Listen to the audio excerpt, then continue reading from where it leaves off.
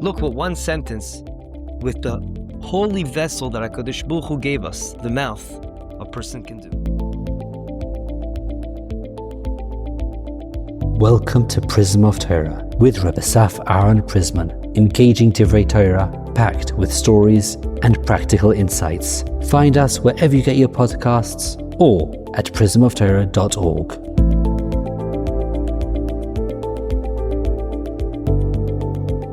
Shalom uvracha. In this week's parsha, Parshas Mattos Masei, right at the beginning psukim talk about a neder, making a vow. I want to tell you something, that within these psukim is hidden an unbelievable idea that is brought out by the Nesivos Shalom that I want to share with you. The pasuk says, Lo yachel dvaro kechol hayotze mipiv yaseh, which literally translates, and the literal translation is extremely important for us, a person shall not profane his words, rather all that leaves his mouth he shall do. First of all, there's a redundancy over here. If a person shall not profane his words, that by definition means whatever comes out of his mouth he should do. And hence, he should meet his vow. Whatever he's saying, he should perform that. Question number 2, that description, that verb, profane his words, that's very odd. Surely there's something hidden over here. That's the Nesivos Shalom's question. What does he mean by saying, do not profane his words? Shouldn't it just be, like what Rashi seems to explain, don't make light of your mouth. Whatever your mouth says, you should do. So just say, stand to your word. That's it. Why is it saying it in such an odd way? And the third question, which is a very deep question, is how does it work that our mouths just says, we say a sentence, and boom, poof, almost like magic, an object turns from being chol, from being just an ordinary object, to having on it rules of kedusha. It becomes kadosh, holy. We see this with our neder. We can make a vow, and that vow automatically creates kedusha in an object. We can do that also when it comes to tzedakah. We say this money is going to be for tzedakah, and now it's holy, and it pertains all kinds of laws, halachically. Same with hektish. How does that work? To answer this and other questions, we first have to go to an amazing Rabbeinu Yoina. Rabbeinu Yoina says in Avos Perek Aleph, Mishnah Yud Zayin, over there it says, nothing is better for the body other than silence. Over there Rabbeinu Yoina says, you should know that Talmidei Chachamim, they speak only what is the minimum that is required, unless it's for holy reasons. So they speak only holy words. And he explains that the idea is because they realize that the mouth is a kli sharis, which means it's a sacred vessel, just like the vessels we had in the Mikdash. What happened in the Mikdash? Every time you put something into such a vessel, it got upgraded to become holy and kadosh. So too is the purpose of the mouth, to make things holy. Only use it for holy things, unless it's required to talk. We see many chazals that tell you to watch what you're saying, try to minimize. We're not only talking about saying bad things, that's obvious. That's using it for horrible things. We should use it though only for positive, only for kedusha, only for chesed. And if it's technically required, okay, but we should minimize those type of speaking. As chazal tell us in numerous places. There are many hints in the Torah about the importance of the mouth being used as a vessel for our avodas Hashem. It says in Ishaya, Amzu yatzarta li teilasi yesaperu. This nation I formed to tell my praise. And how do you praise Hashem? With your mouth. The whole idea of davening, we know, is with our mouths. We saw that from Tfilas Chana in the Gemara and Brachos. We also know that Midrash tells us that the world was created for Torah. Bereishis. Reishis is also called Torah, says the Midrash. Bishvil Reishis, HaKadosh Baruch Hu created the world. The world was created for us to learn Torah, as it says, V'yigita bo yom v'layla. Yomam v'layla. You should always indulge yourself in learning Torah all the time. In short, there are so many more places we see that the idea is using our mouths for avodas Hashem. We also see this in Pesach. Pesach literally is made of the words Peh, your mouth, Sach, speaking to Hashem. Whoever didn't say these three things wasn't Yoitze in Pesach. Pesach, Matzah, everything's about speaking, using our mouths for Kedusha and for avodas Hashem. This is hinted even more so because we know when HaKadosh Baruch Hu compares our strength the Jewish people, as opposed to the other nations, it says, Ele barechev ve'ele basusim. They use their chariots and their horses to fight. But how do we fight? Va'anachnu b'shem Elokeinu naskir. We use our mouths to daven to Hashem, to scream out to HaKadosh Baruch Hu. There's an unbelievable midrash when Yaakov pretended to be Esav and his mother Rivka dressed himself up with a beged that was full of hair to make his father Yitzchak think it's Esav.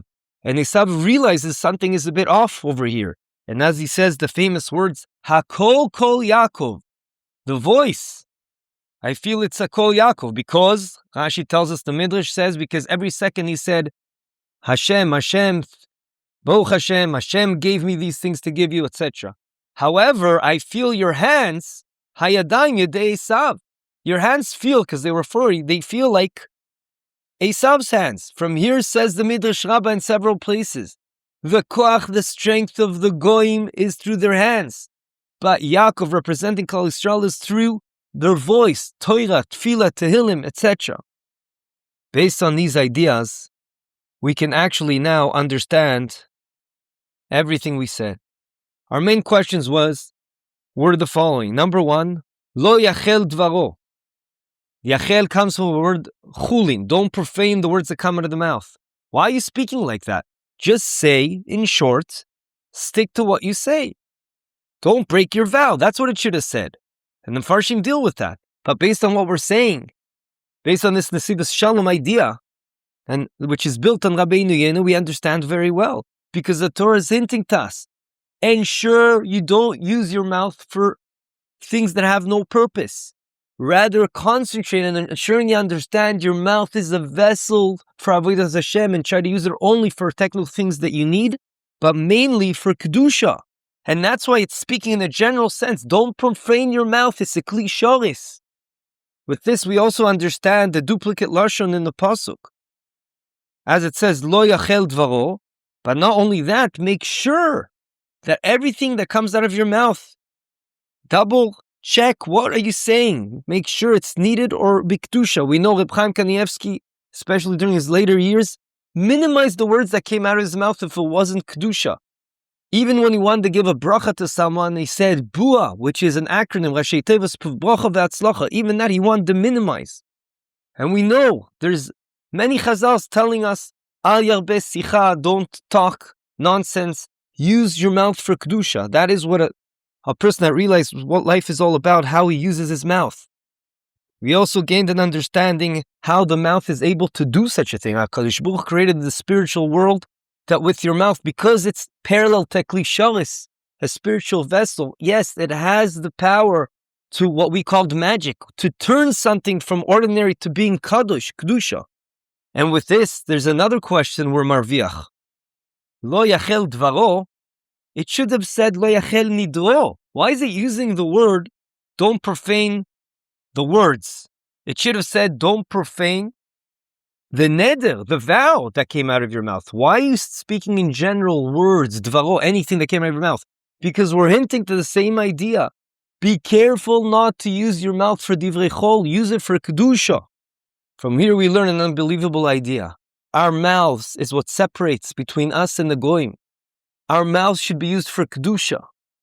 Through the mouth you could see what level a person is on. That is what differentiates and divides between the men and the boys. Who is someone that worked on himself and ensures his mouth is only used for what is really required, and aside from that, it is only used for mitzvahs, for kedusha. We asked at the beginning that there's a duplicate lashon. It says, Lo yachel dvaro, ensure you don't go over your vow. And then it says, Kechol hayotze mipiv yaseh. That sounds like the same. Whatever comes out of your mouth, you should do. So Reb Chaim Vital says that from here you see midah keneged midah. The first half, this is hinting to the fact that midah keneged midah. If you'll indeed make sure that you keep your mouth to be used for kedusha and don't profane your words, that's the first half of the pasuk. Lo yachel dvaro. As a ripple effect, midah keneged midah, HaKadosh Baruch Hu will ensure that whatever you say will occur. ככל היוצא מפיו יעשה, who's יעשה? Not you. ככל היוצא מפיו will actually be done in the world. Like HaKadosh Baruch Hu says to us, Chazal bring down, Tzadik goizer v'HaKadosh Baruch Hu mekayim. The Tzadik says something and HaKadosh Baruch Hu ensures it will happen in the world. I would like to end off with this amazing true story that I was told by Rabbi Shlomo Landau. A chassidish man in New York made it his mission to visit patients in all the city's hospitals. HaKadosh Baruch Hu gave him a special ability.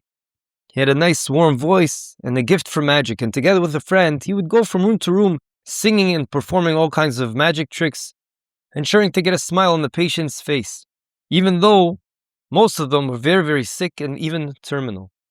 One day they came to the room of an 18-year-old boy. The staff had told him quietly that he had cancer and that the doctors gave him only months, maybe weeks to live. The two men sang for him, did their tricks, and lifted his spirits as best as they could. As they were about to leave, the performer turned to the boy and said, almost without thinking, Masei Hashem, we will dance at your wedding and make you a freiliche simcha. The moment it left his mouth, he kind of regretted it. The boy was terminally ill. The boy only smiled back and said, yeah, maybe in another Gilgul, meaning maybe in another lifetime. Many years passed, and not so long ago, a year and a half ago, this tzaddik, this person that came to make everyone happy in the hospitals, received a wedding invitation. He didn't recognize anyone on the invitation, not the chassan sign, not the kalas, but an invitation. So he was very curious, and also he felt like he needed to go. It was an inner voice telling him, you got to check it out. So he traveled all the way to Lakewood. He walked into a handful of people he did not even know. He was the only chassidish person in the room. Suddenly, in the middle of the dancing, the chassan caught sight of him, pulled him in and danced with him with tremendous emotion. The chassidish person said, do we know each other? And the chassan says, what, you don't recognize me? I was the 18-year-old boy at the hospital, the one you promised to dance with at his wedding. After you left, your words would not stop echoing in me. I said to myself, wait a second. If he believes I really can get better, so why don't I believe? Since that moment, we saw openissim, miracles, says the chassan. This is my wedding, and I want you to meet your promise, to be mesameach me. Look what one sentence, with the holy vessel that HaKadosh Baruch Hu gave us, the mouth, a person can do. Have a good Shabbos. This concludes another episode of the Prism of Torah. Thank you for tuning in today. We hope you enjoyed it and learned something valuable. If you did, please subscribe to the podcast and give a 5-star rating. You can also find this podcast wherever you get your podcasts or our own website, prismoftorah.com, where we have a full archive of all our past episodes. We would like to thank Yona Vefa for the recording equipment and Eli Podcast Productions for handling all our post-podcast productions. Join us next week for another enlightening conversation on the Prism of Torah.